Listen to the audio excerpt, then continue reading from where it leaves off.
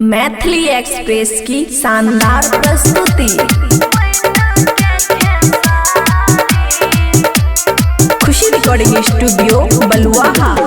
बड़ी प्यार सोई या जी करेंगे जब पिन्ही रेड साड़ी, काजल राघवानी जे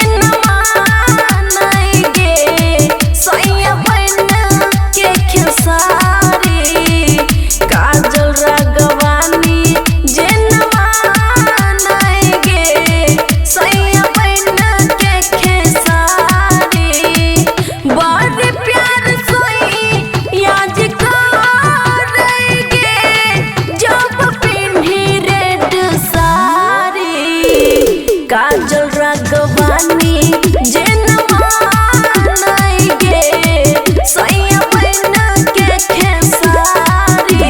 डीजे सुमित सतीश रैना,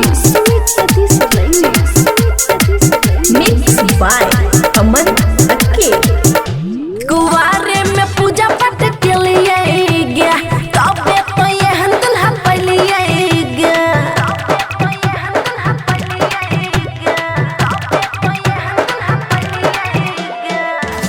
कुवारे में पूजा पाठ के लिए गया तबे तो ये हंदल हपलिए गया। एक टांग पर खड़ा सखी रहेगे सैया हमर अगारी। काजल राघवानी जे नवानगे सैया बन के खेसारी।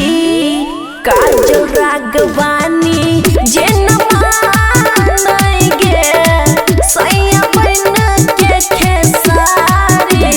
डीजे सुमित सतीश रैना,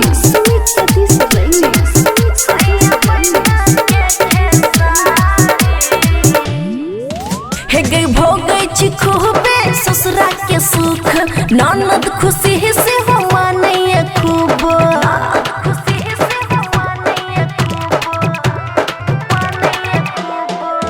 हे गई भोगै छी खूबे ससुरा के सुख, ननद खुशी से हुआ नहीं खूब।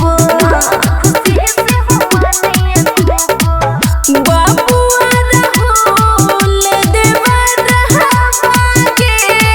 दै छै ठोरला सारी।